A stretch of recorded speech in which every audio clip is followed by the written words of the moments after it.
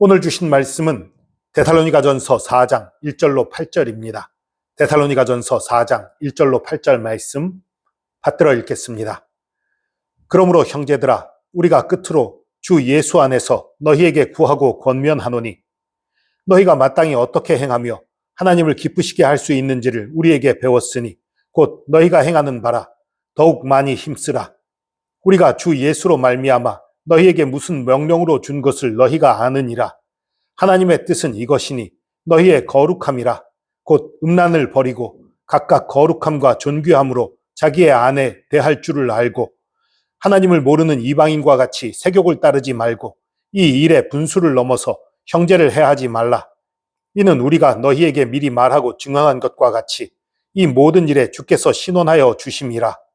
하나님이 우리를 부르심은 부정하게 하심이 아니요 거룩하게 하심이니 그러므로 저버리는 자는 사람을 저버림이 아니요 너희에게 그의 성령을 주신 하나님을 저버림이니라. 아멘.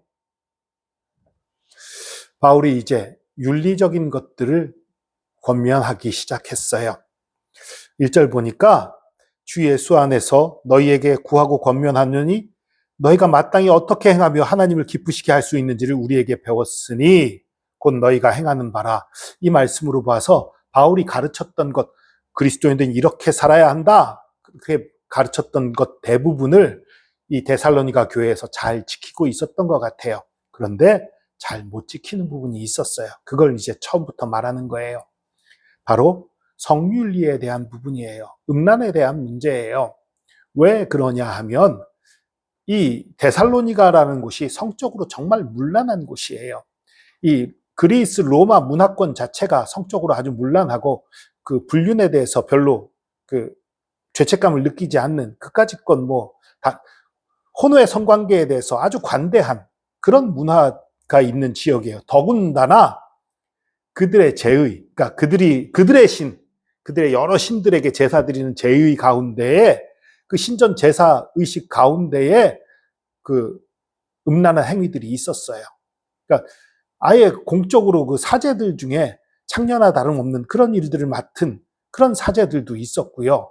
그러니까 성적으로 아주 문란한 그런 가운데 태어나고 자란 사람들이 데살로니가에 사는 사람들이에요. 그러니까 이 성적으로 깨끗한다라는 것이 어떤 것인지 이게 잘 안 와닿는 거예요. 그래서 그걸 잘 못하는 사람들이 있었던 것 같아요. 거기다가 영지주의 이단도 데살로니가 교회에 접근해 왔던 것 같아요.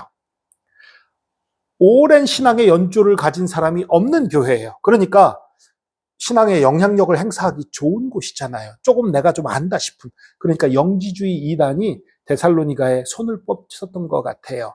영지주의는 전에도 말씀드렸지만 두 가지 형태로 나타나요. 영은 중요하고 육체는 무익하다. 영은 중요하지만 육체는 아무것도 아니다. 그러다 보니 극단적인 두 가지가 나타나는데 하나는 육이 무익하니까 육의 욕심을 죽이자. 아주 극단적으로 고행을 하고 육체를 괴롭히면서 영만 복받으면 돼. 이런 경우가 있고 그 반대의 경우도 나타나요. 육이 죄 짓는 건 육이 죄 짓는 거지. 중요한 거 아니지. 영만 하나님 앞에 있으면 되지. 그래서 육체적으로 쾌락을 탐하는 걸 아무렇지도 않게 여기는 그런 이단들이 있었어요. 후자가 훨씬 많았어요. 그러니까 음란하고 쾌락을 즐기는 그런 영지주의자가 훨씬 많았어요. 그들의 영향이 데살로니가 교회에 끼쳤던 것 같아요. 그래서 이 성적으로 깨끗해야 된다는 걸 이렇게 강조하는 거예요. 그러면서 3절에 말합니다. 하나님의 뜻은 이것이니 너희의 거룩함이라. 곧 음란을 버리고 각각 거룩함과 존귀함으로 자기 안에 대할 줄을 알고. 일단 하나님의 뜻은 거룩함이라는 거. 여러분, 하나님의 뜻은 우리가 예수 믿고 구원받는 거지만 거룩함이 더 범위가 커요. 거룩함의 범위 안에는 예수 믿고 구원받는 게 포함되어 있는 거예요. 거룩함은 하나님께로 구별되는 거거든요. 하나님께로 구별되려면 당연히 예수 믿고 구원받아야지요. 그리고 그 예수 믿고 구원받은 자답게, 하나님 믿는 자답게 살아가는 것, 거기까지가 온전한 거룩함이지요. 너희들은 거룩해야 된다. 그리고 그 거룩함은 음란을 버려야 한다 얘기하는 거예요. 그리고 4절에 각각 거룩함과 존귀함으로 자기 안에 대할 줄을 알고 라고 되어 있는데 이 부분을 직역하면 이렇게 돼요. 각각 거룩함과 존귀함으로 자기의 그릇 대할 줄을 알고. 그릇? 이상한 표현이지요. 그릇은 비유예요. 문제는 성경에서도 그리고 유대인의 사고방식에서도 이 그릇을 크게 두 가지로 비유한다는 게 문제예요.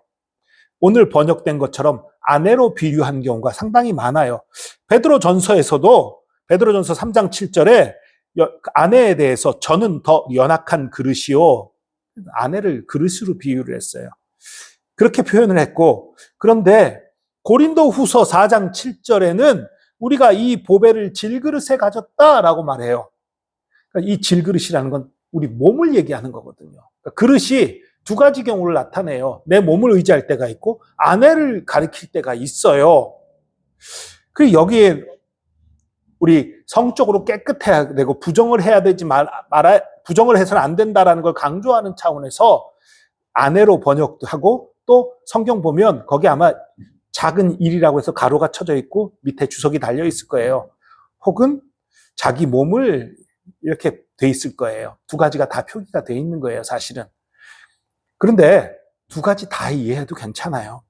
각각 거룩함과 존귀함으로 자기의 몸을 대할 줄 알고 내 몸을 깨끗이 한다는 건 성적으로 타락한 길에 가지 않는다는 거예요. 내 몸을 깨끗하게 정결하게 유지하는 것. 맞지요? 자연스러워요, 이 본문에서. 그리고 자기의 아내에 대할 줄을 알고, 이것도 마찬가지죠. 아내에게 부끄러운 짓을 하지 말아야죠. 아내를 근심하고 마음 아프게 하지 말아야죠. 그럼 성적으로 문란한 행동하지 말아야 되는 거죠. 이런 차원에서 어떻게 번역하든 사실 같은 의미가 돼요. 어쨌든 그런데 이 부분을 여러분 두 가지 다 염두에 두시기 바랍니다. 아내에 대해서 깨끗하게 대할 것과 내 몸을 스스로 깨끗이 대하는 것 자체가, 내 몸을 거룩하고 깨끗하게 하는 것 자체가 음란한 것, 쾌락에 물들지 않는 것, 그런 것이라는 걸 기억하시기 바랍니다.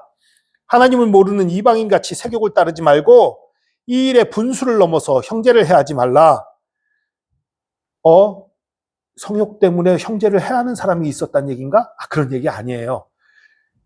분수를 넘어서 남의 여자와 불륜하는 것 자체가 형제를 해치는 행동이라는 거예요. 형제의 아내와 불륜을 했어요. 그 형제에게 해를 끼쳤다는 거지요. 그런 의미인 거예요. 분수를 넘어서 형제들에게 해를 끼치지 마라. 그런 의미입니다. 이는 우리가 너희에게 미리 말하고 증언한 것 같이 이 모든 일에 주께서 신원하여 주심이라. 신원하여, 에크디코스라는 헬라어 단어인데요. 복수자, 처벌할 자, 하나님이 우리의 그런 문제들을 복수해 주시고 처벌해 주는 분이다. 내가 누군가에게 죄를 졌다면 그를 대신해서 나를 처벌하고 복수해 주는 분이 우리 하나님이다. 조심해야죠. 두려워해야 됩니다. 여러분, 성적인 죄악들 정말 경계하고 두려워해야 합니다. 우리 깨끗해야 합니다. 그리고 이제 7절 말합니다. 하나님이 우리를 부르심 부정하게 하심이 아니요 거룩하게 하심이니 그러므로 저버리는 사람은 사람을 저버림이 아니요 너희에게 그의 성령을 주신 하나님을 저버림이니라. 이 저버린다는 표현 아데테호라는 헬라어인데요. 무효로 하다, 거절하다, 무시하다예요. 하나님께 부름받은 걸 무효로 해? 아니, 왜 이런 표현이 쓰였지? 거절해? 무시해? 표현이 좀 과하지요. 어쩌다가 예수 믿던 사람이 어쩌다가 실수로 음란에 불륜을 했어요. 그런 죄 저지를 수도 있겠지요. 해서는 안 될 일이지만.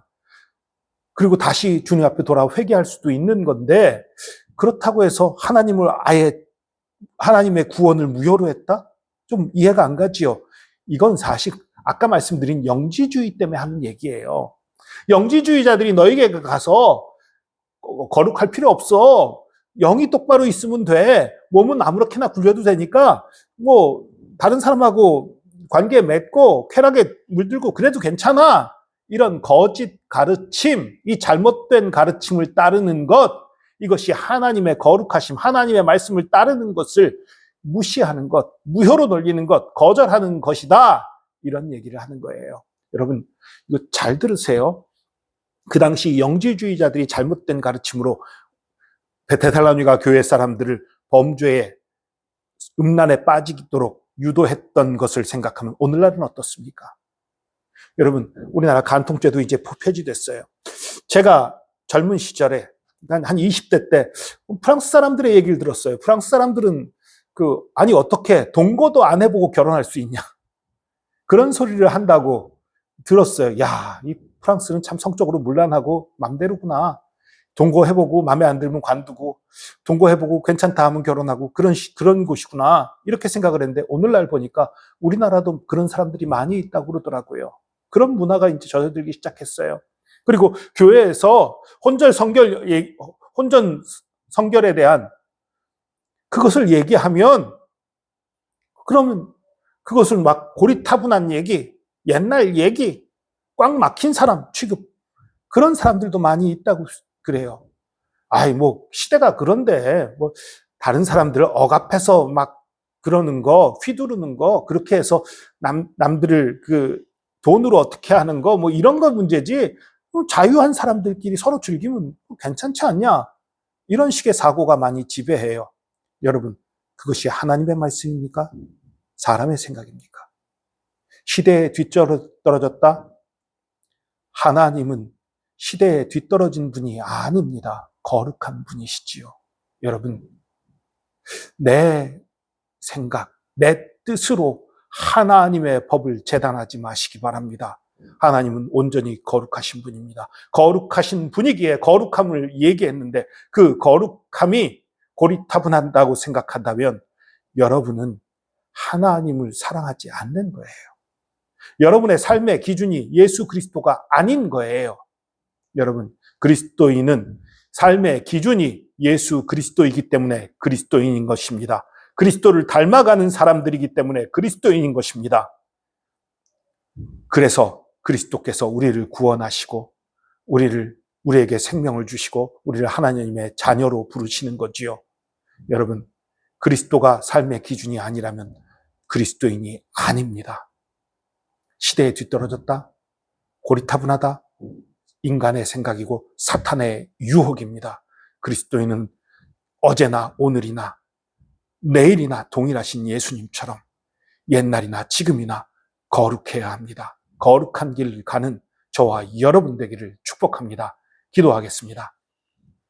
주님, 데살로니가 교인들, 그들의 시대에 그 도시가 음란으로 가득 찼기 때문에 그 점에 있어서 데살로니가 교인들이 참 힘들고 어려웠습니다. 오늘날도 그렇습니다. 이 시대가 음란이 가득한 시대가 되었고 온갖 성적 타락이 가득한 시대가 되었습니다. 이 시대에 우리가 거룩함을 지키는 것이 쉽지만은 않은 시대가 되었습니다.